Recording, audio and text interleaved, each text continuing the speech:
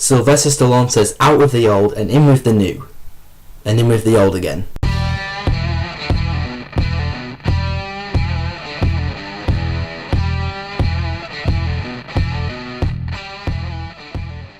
So in the Expendables 3, Sylvester Stallone and his crew go up against Mel Gibson. He's the co-founder of the Expendables who went bad, and Sylvester Stallone had to kill him, but he didn't actually kill him, and now he's back and he's just trying to take out the Expendables. Now, as you saw in the trailer, Sylvester Stallone, he tells all the old guys to bugger off, and he brings a load of new guys, and I was like, that's not the Expendables. We want old guys, we want old dudes just being badasses and just liking the fact that they are badasses still.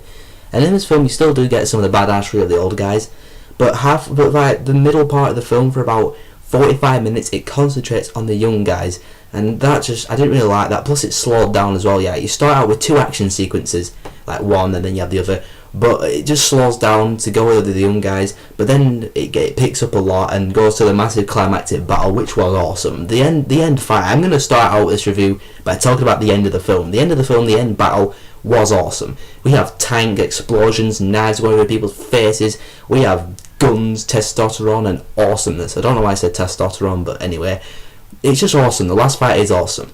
Now, with each Expendables film, you always get a new old action legend in it, or a few anyway. This one we have Wesley Snipes, Harrison Ford, Antonio Banderas, who isn't really an action legend. I mean, when I think Antonio Banderas, I immediately think Spy Kids, which is unfortunate on his behalf. I know I'm supposed to think Legend of Zorro, but I just don't. It just slips my mind. And that's it. Oh, and Kelsey Grammer as well, who's not an action legend, who doesn't shoot one gun in this film. He drives a car though. He does drive a car. Really exciting stuff, yeah. But we've got also returning guys like Arnold Schwarzenegger's in the film, kind of, not really. And plus he uses one of his old lines, "Get to the chopper." He says that once, and it was awesome. And Jet Li's in it as well. He makes a little appearance. And the new guys, Wesley Snipes is good. He's kind of like Jason Statham with the knives. He throws knives through people's faces and stuff, and he's pretty awesome. Harrison Ford's like the CIA agent. I knew he wasn't going to be a member of the Expendables. Actually, no, I didn't. I thought it was going to be an Expendables member, but he wasn't. But he was a CIA guy. He gives the Expendables their missions and stuff. He does get involved in the last fight, and he has fun with it as well.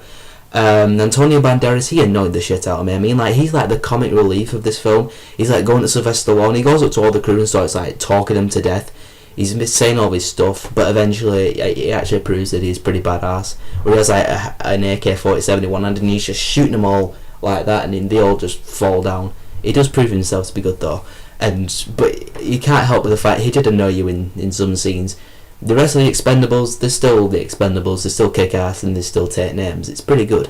Now the one thing I thought hurt this film, me personally, I thought the PG-13 rating hurt the film, kind of. Because the Expendables 1 and 2, the reason why they're so enjoyable and so fun to watch is because it's all about blood and awesome action violence, going back to the old 80s films like Rambo and Terminator, but without all the bloody violence. I mean, like, you do see knives go through people's faces, but you don't actually see it go through people's faces. But even though it doesn't have the bloody badass action from the Expendables 1 and 2, it's still enjoyable PG-13 action for the teenagers to watch.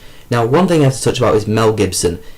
I didn't really like him as a villain. I mean, he doesn't do anything. I mean, the first half of the film, he buys art.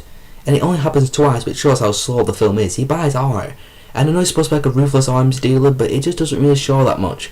Plus, like, he's one of them villains who doesn't get involved. Like Jean-Claude Van Damme in Expendables 2, he went out with his crew, he killed people, he sent messages, and he had a badass fight with Sylvester Stallone at the end of the film. Mel Gibson, no. Even the fight at the end with him and Sylvester Stallone, because you know what's going to happen, it just wasn't as good as I wanted it to be. I wanted it to be really awesome, like jiu-jitsu moves and things going everywhere and explosions and stuff like that. But it just wasn't, and it disappointed me, I'm afraid. But in the end, the Expendables 3, I thought it was not going to be good because of all the bad reviews it got and the fact that it wasn't a 15 in here in the UK or a rated R in America. But I still had a fun time with it. It was a fun PG-13 action film. It does slow down in the middle. It slows down a lot. But everyone did a good job in the roles, and it was really exciting, really action-packed. Well, not really action-packed, but when the action goes down, it is some really kick-ass stuff happening in this film. It is really. So in the end, I will give the Expendables 3 a 6. So the Expendables 3, have you seen it? What did you think about it? And I want to ask you, who do you think should be in the Expendables 4? We all know it's going to happen, so who would you like to see in the Expendables 4? What do you think of Expendables 3? Put them in the comments below, and to subscribe to me and see more videos, click right here.